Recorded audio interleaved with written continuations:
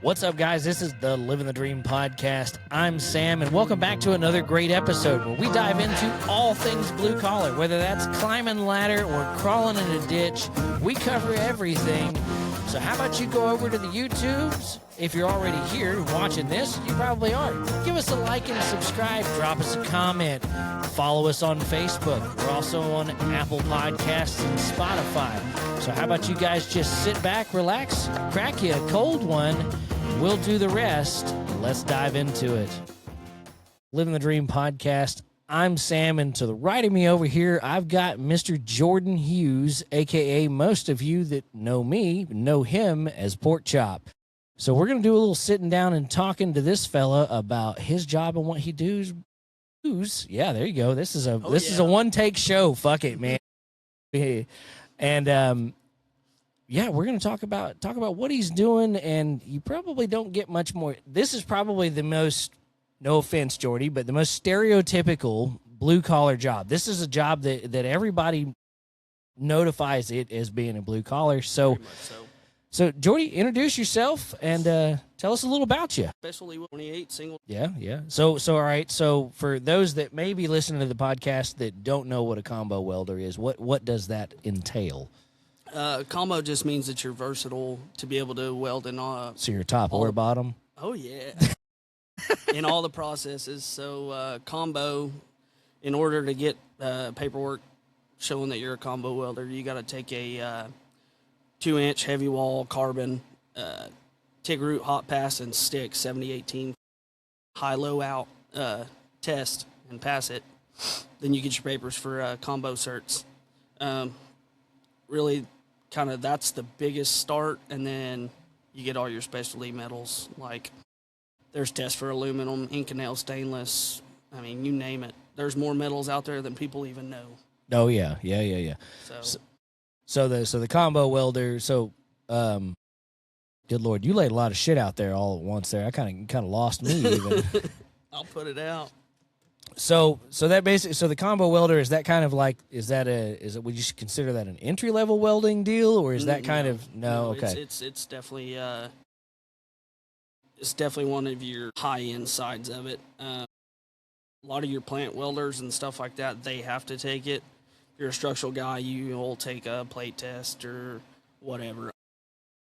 I am certified to do all structural processes because of this test alone. Oh, okay. So you say 2-inch high carbon, that's 2-inch high carbon pipe? Yeah, it's a heavy wall. It's like, if you look at the pipe, it's Schedule 80 or plus? Yeah, it's like an inch and a half thick. Ooh, bevel. Shit. Okay. It's pretty. Do you have to prep it, or is it pre-prepared? It's pre-beveled, but you have to clean the inside and the outside, clean your bevels up. Okay.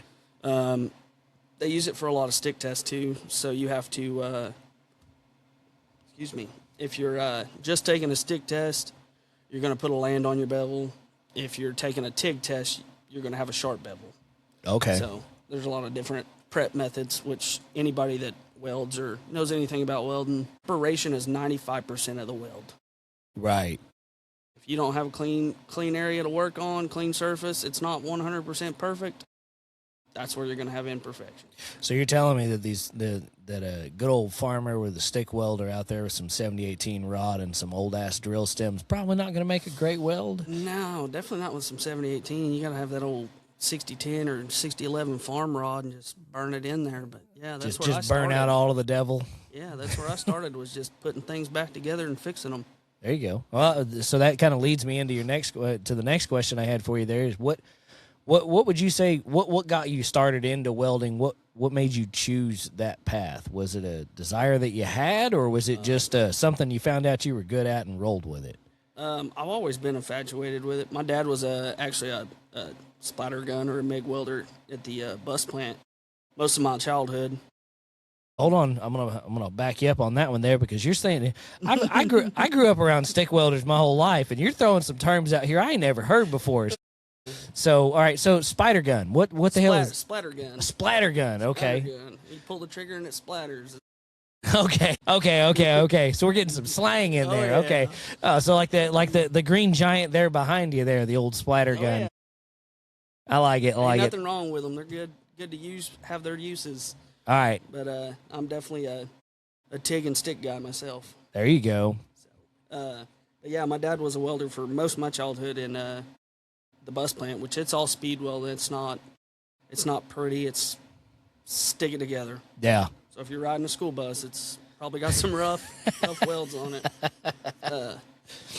And then when I was about 14, I'd been working on farms and ranches and doing all that. So I'd done a lot of that kind of welding, just old rusty oil pipe. Yeah. I dropped out of high school when I was about 14 or 15 and went to work for a local excavation company that did mainline pipe and a bunch of just excavation work. And I kind of learned how to work on semis and equipment, learned how to weld. That's where I learned if you can weld on some of the crappiest stuff in the world, you can become a pretty good welder on the clean stuff. Right. Yeah, if you can make the shitty stuff stick together, you can make the good stuff really stick. For sure. And I just I loved it all, working on the semis. It was something just clicked. And yeah. I just knew I was going to make a career out of it. Heck yeah, man. That's one thing I can say as far as welding goes, and I've told this to people as long as I've known about welding is that welding's not just a trade, it's an art form. Oh, very much so. Because it's not there's anybody can make shit stick together, but a true welder can make it stick together and look good every time. Yeah.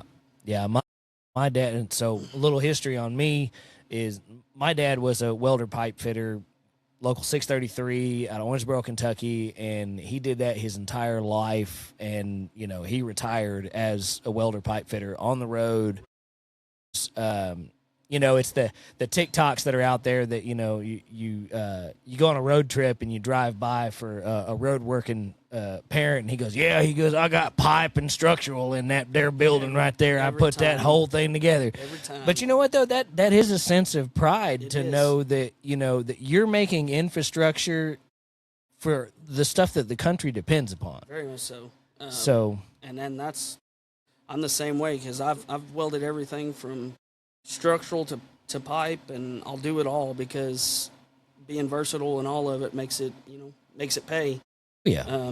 I've built everything from cattle fence to elephant fence to working refineries, and that's stuff that's going to be out there for my kids as kids to know that I did. And to me, I think that's cool. And I love it every day. I mean, I'm getting into the refineries and stuff. I have been in the last probably about a year and a half, been slowly working towards it. Kind of always stayed grounded as a family man at home and didn't really travel a lot. And now I'm traveling. Mostly emergency jobs, quick little 4 or 5, maybe 7-day jobs. Sometimes I'm gone 2-3 weeks. Never gone, months at a time. Like pipeline guys, they're gone 6, 7, a year, 2 years. It doesn't matter, whatever the job takes. Right. Where I'm gone a few days and go make a little turnaround or whatever and come home. Yeah. But I could get called at 2 o'clock in the morning and say, hey, we need you in Washington, or hey, we need you in Port Arthur, Texas, like by noon tomorrow or noon today. Right. And I got to grab my stuff and jump on a plane. I keep my bags packed and don't ever let them stay open, because I'm not going to be home long enough to unpack most of the time. Right. Well, wash them, throw them back in there. Wash them, throw them back in there. Might get a week before I got to kick and go again. But yeah. Usually it's quick. So as far as the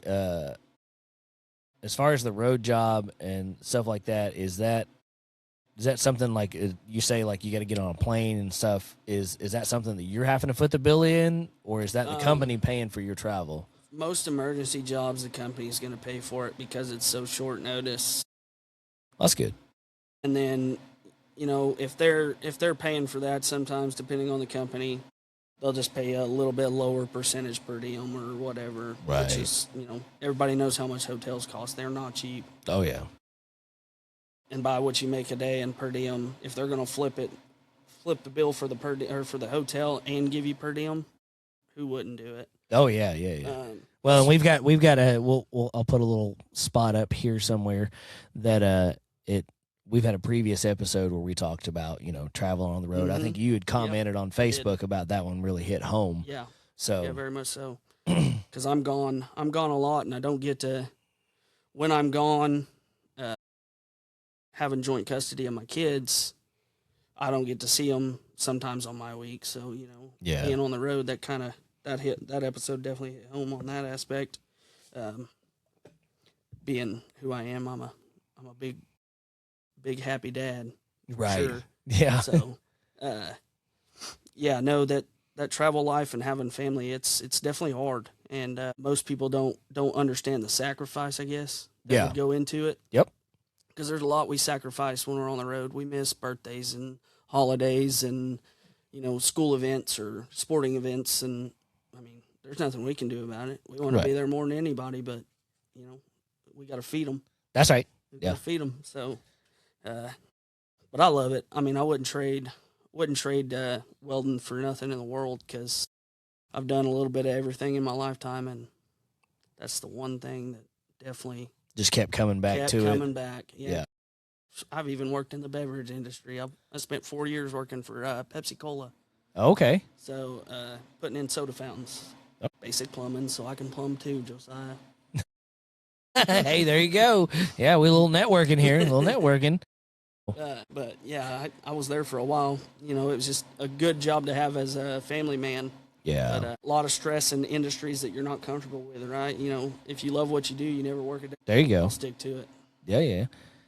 So is there anything you have for any of the new welders or, the youngsters, because we do have a younger audience that does follow? Are there any recommendations or advice that you have for somebody wanting to go into welding? But what would you tell a younger pork chop? What would you tell that one? Being a self-taught welder that I am, see it now all over TikTok and Facebook and YouTube, all the welding schools in the world. Welding school's great. Fantastic, actually. They're going to teach you a lot. But if it's something you're serious about and you're going to do it, get in with a company and get that field experience. You're going to learn more in the field than you'll ever learn in that welding classroom. Yeah. Yeah, we got a little parrot in the background back here over my shoulder. All right. Well, slide. You got questions? Okay, well, slide on up here. All right, so this is no slander to Pork Chop at all. I've known him forever. So, like, on a lot of podcasts I've been on with Sam, we've talked about my experience and being a high school grad, go to diesel school. And it's great how we've talked about it. You can come out of this being an intern or whatever. Mm-hmm. So I think it's badass that he just mentioned that he was a high school dropout and he's doing this now. So the trades, and supporting a family doing it. Yeah. So the trades works either way. Like I've stated, Sam stated, and now Jordy stated. Of how you can get involved in it. And I love that he just touched on the trade schools are badass, but you will learn more outside in the field doing it than anything else. Any day of the week. That's what Josh does for a living. I've done it too, and we actually got a lot closer over the years. I'm kind of one of them guys, like if he ever needed an extra hand on something, I could go help him any day of the week, and he wouldn't have to worry about telling me what he needed done because I've already done it. And, of course, he's more experienced in that trade because he's got more years in it. Did it pretty heavy for a while, but I prefer not working on everybody's stuff so I have time to work on my own.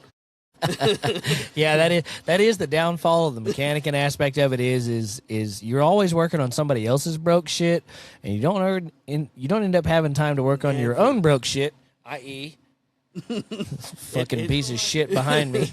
It's monotonous, very monotonous. So another thing day in your life, but I was also looking for a hobby. Like I loved working on cars and tractors and shit when I was in high school.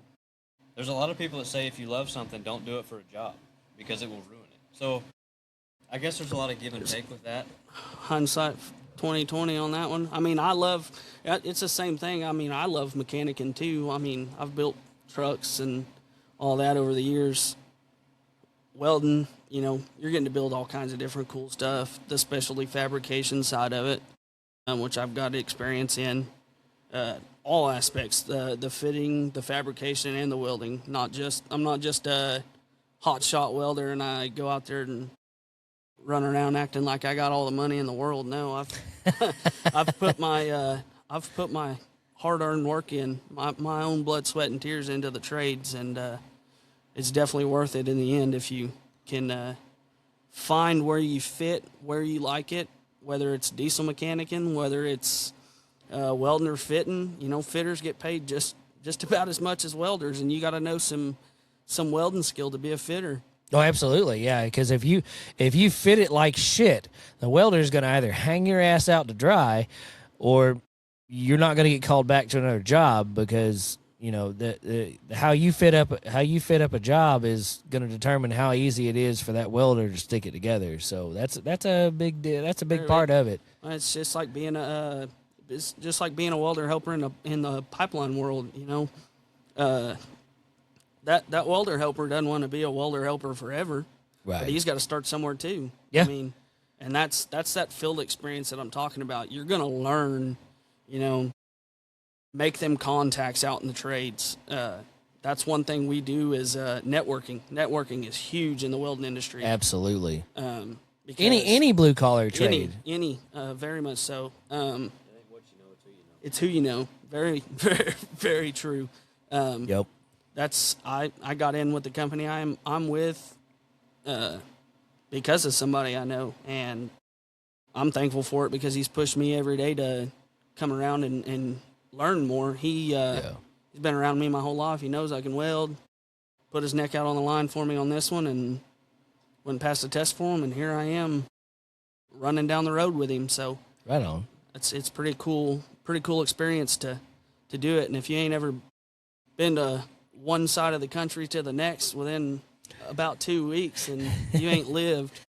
So yeah, that's pretty cool stuff. Well, and that's another thing too is we've talked about the struggles of a travel job and stuff like that, but there's also a lot of benefits to it too. Like we kind of touched a little bit on it about you get the air miles and the hotel points and stuff like that from a lot of these jobs.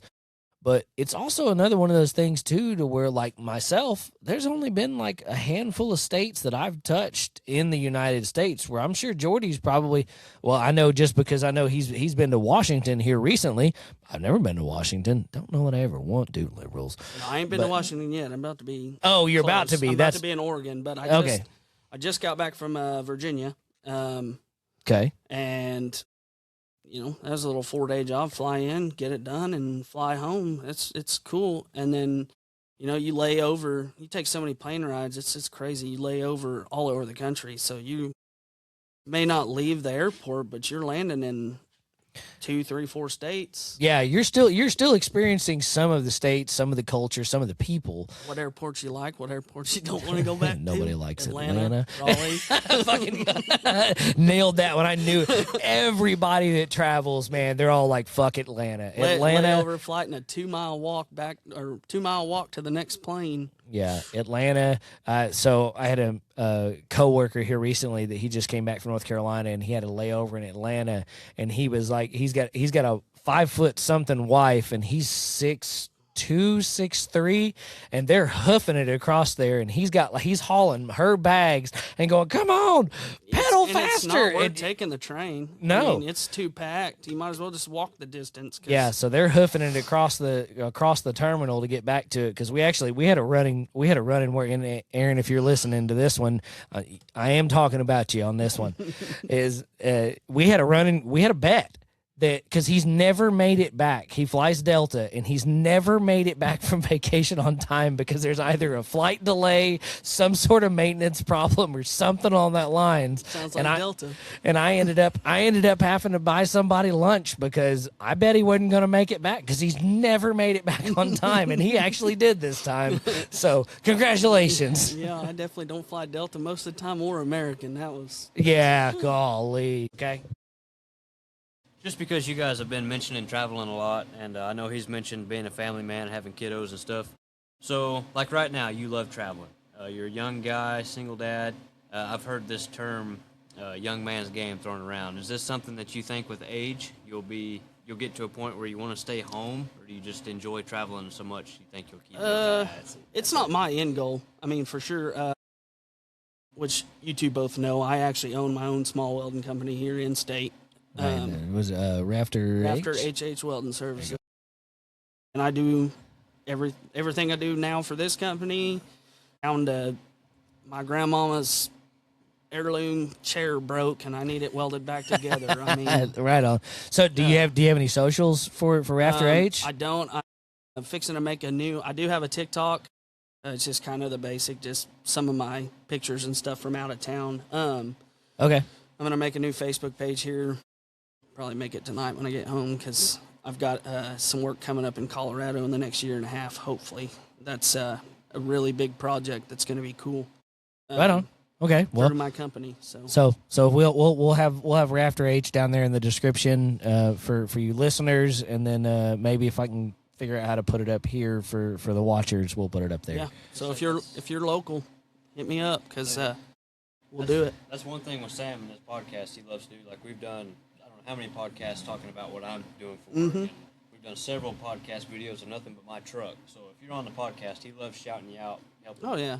Well, that's the whole purpose of this podcast is to promote blue collar workers, especially the guys that are out there footing their own bill, that are putting in the work and the effort to grow their own business. I'm 100% going to shout you out and do what I can to support you and promote your company, because that was the whole goal of this podcast. Build. Yeah, exactly. It's networking. Every time. Yep. So and LinkedIn, man. If you're on LinkedIn, that one's a huge one. I've gotten guests from across the country because of our networking on LinkedIn. That's cool. So yeah, and I'm actually I do a lot of networking myself. Brand ambassador for a couple different apparel brands and that stuff. But yeah, it's that. Well, shout them out, man. Hell Raised Hand Hat Co. from Texas. She's Lexi. She is like a sister to me. She's been doing it since 22. I've known her the last 2.5 years probably. And just go look at Hell Raised Hand Hat Co. on the old intrawebs, and you find something you like, just type in code Jordy10 and get 10% off of anything you order. Hot dog. There you go. Well, we'll make sure to have that. That put in the somewhere here on the screen. Maybe we can put it on the hand there. I've figured out how to do that.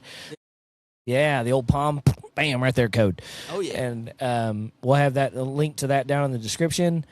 Anybody else you want to shout out? My kids, man. That's what keeps me going. Hey, there you go. That's a big sponsor right there. Oh yeah. They for sure are my everything. So it's pretty cool. So everything that you've done so far, is there anything that you want to achieve? What's a goal that you're going for right now? Building my personal business up enough to where I have my own employees. There you go. Okay. So I've had some part-time when I first started my company. When here and there when I needed them, I had a couple full-times for a while. But just honestly, being the guy that built that company that can say, hey, we built that, and it was all us. We didn't outsource. There you go. Yeah. So I think that would be pretty cool. All right. Is there anything that you haven't welded on that you want to? Is there something that you want to have your arc struck on?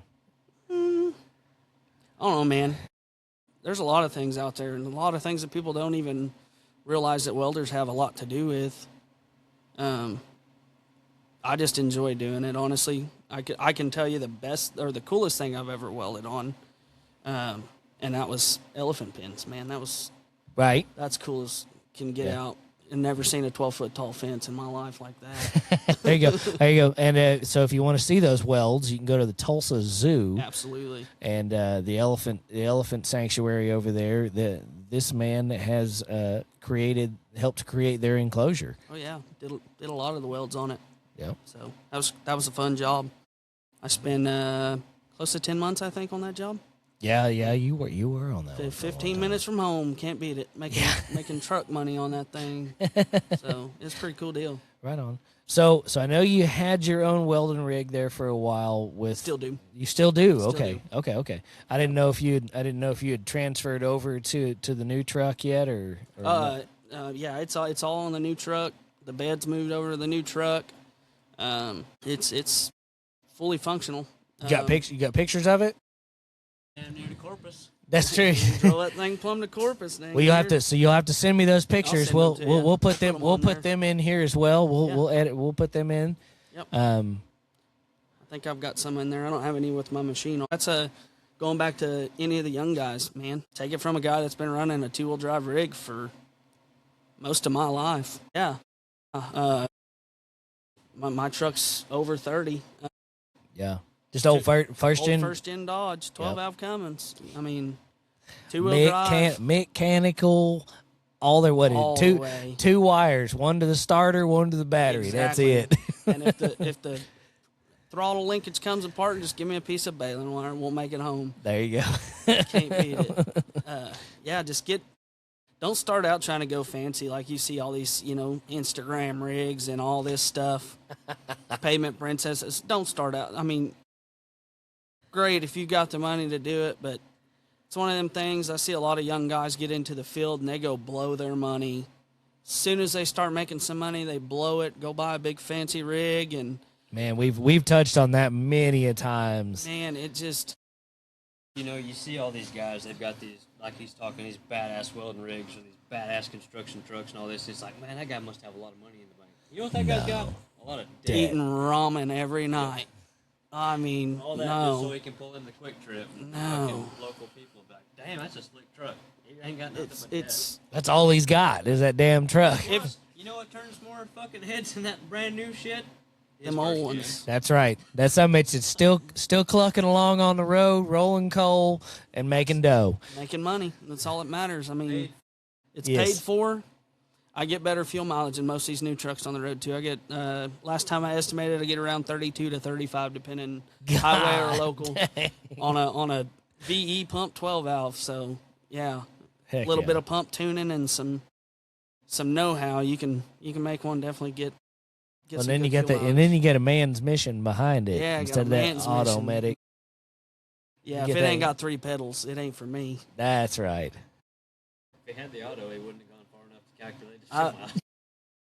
I wouldn't have been able to calculate my mileage for nothing. Not at all. Nope, you just set that old trip calculator and know your fuel or your fuel tank size, and you can calculate how many miles a gallon you're getting. It's Oh pretty God, easy. math?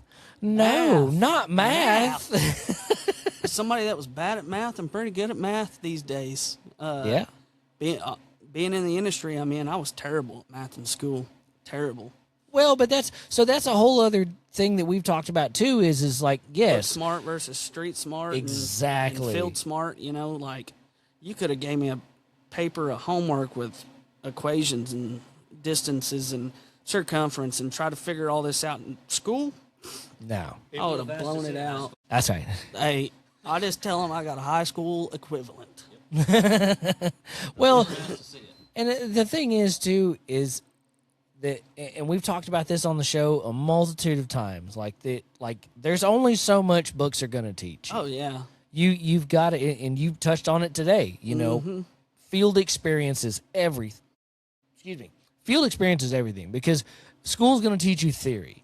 And that goes with trade school. That goes with anything because you're in a controlled environment in a trade school. Okay, everything that's going on there is planned. It's calculated. It's to create trouble and strife for you to kind of figure out how to overcome those problems.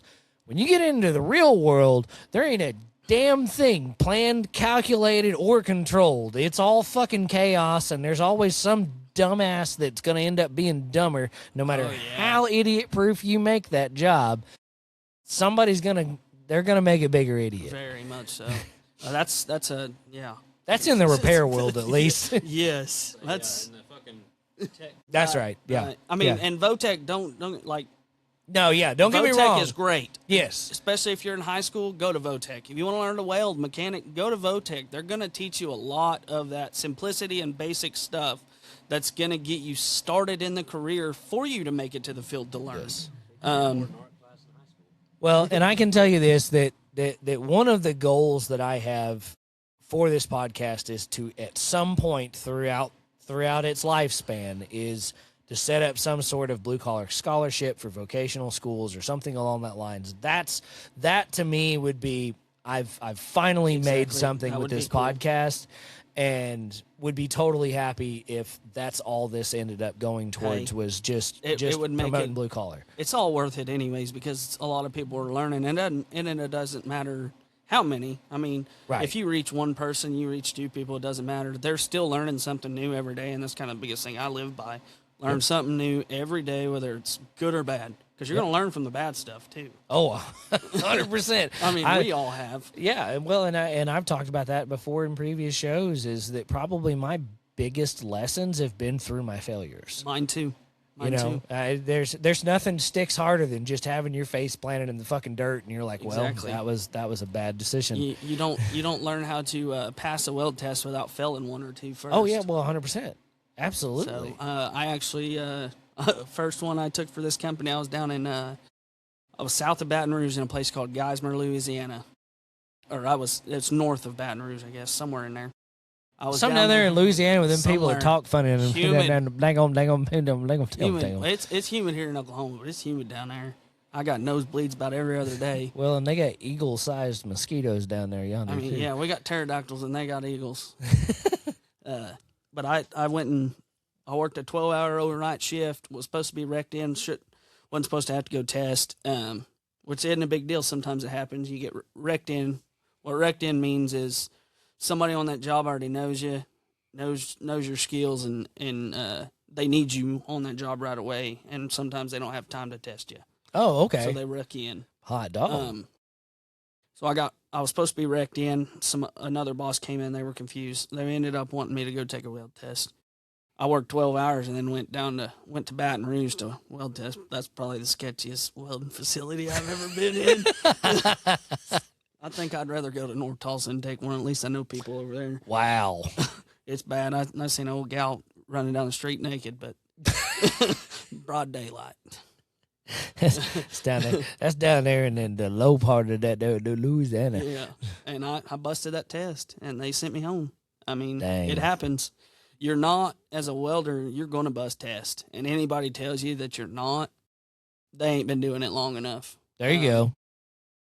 That's a bust. that's a good little word of advice to any new welders that are out there. Sometimes you're gonna suck, and you just gotta take that and roll on, and Practice makes perfect, and roll with the punches and keep learning. You're gonna learn from your mistakes. Yeah. Figure out what you did wrong and figure it out. yeah, more time you have under hood, the better you're gonna be. Yeah. I mean, my teacher told me I wouldn't get them out to nothing looking out a window, but I look out of one that's 2 inches by 4 inches, and I'm doing all right. That's some bitch even auto tense. Auto darkening, baby. Hot dang. Well, Jordy, you got anything else you want to add, brother? You got anything for me? Man, I'm pretty well out of questions. Mr. Palmer, you got anything? Right? Yeah. Well, man, it's been an absolute pleasure having you on the show, and Yeah, we've talked about it for a while. yeah, Before you even started, we were yeah, hinting around at it, and I was like, man, do it. I'll come on. yeah. Yeah. There you go. Well, so there you go. So there's probably a show here in the future. This is true. Yeah. This is true. Because this has turned out it was just a hobby. It it honestly started out as 3 drunk fuckers sitting around a dining room table with a shitty microphone, Oh. and it was absolutely painful to edit. As a person that's ran sound equipment for 10 years, it was hurtful. I know. It was bad. And if you guys haven't watched it, I'll put a link up here. It's going to be Spotify, because we didn't have Video back then. We just had straight audio. And it was not good audio at all. Yeah. That's right. Yeah, we got our 4th of July festivities got rained out, and we sat down, and that's how Josh got brought into this. You had told me about it. I think it Yeah. you and Yeah, that's right. Yeah. pre podcast. Yep. So So we'll do a little episode here because, like I said, this started off as just something that it was 3 friends were sitting down doing this, and I moved, and that kind of got broke up, but I couldn't let it die. So here we are. I'm trying to reach out to people, and if you know somebody that you think would be a good fit for the podcast, they don't have to be in-house. I have invested more money than this podcast is making in having the capabilities to talk to people across the country. So if there's somebody that you know, all they have to have is a cell phone and a pair of earbuds, and I can have that conversation with them. Don't hesitate to drop a comment, send an email. I know it's long as shit, but it's Living the Dream Podcast, and it's LIVIN. Living the Dream Podcast 24@gmail.com. Drop me an email in there. Facebook Messenger, dude, I'm always on there. So don't hesitate to send me a recommendation for somebody. LinkedIn, I'm on LinkedIn. So what is it? LinkedIn, YouTube, Facebook, Instagram, kind of. I'm not big on the whole Instagram. No. But yeah, mostly, and then Patreon. Patreon we have on there. We haven't had a whole lot of interest in that one, but if you want to, that's a great way to help support this blue collar cause and to push us in the direction to be able to do a blue collar scholarship. I would absolutely love to be able to do that. That would probably bring me no greater joy than to send someone to trade school off of your support and help. We've got an Etsy store where the hat that's here, eventually maybe this shirt. Haven't gotten there yet. We've got 2 different hats right now. The black one, which you've seen in previous episodes. I got the red, white, and blue one here because it's summertime and there's nothing more patriotic than the red, white, and blue. They're all on the Etsy store, and I can send them all through the contiguous 48 states or 50 states. So that's true. Oh, yeah. I do have the high-vis shirts. I haven't gotten them on the show or on the Etsy store yet because I got to go through and count how many I have. But you will leave with one today. Sweet. So I think that's all we've got right now. So I'm Sam. I'm Jordan. And we thank you so much for tuning into this episode. We'll see y'all next week. If you're late, you're lost.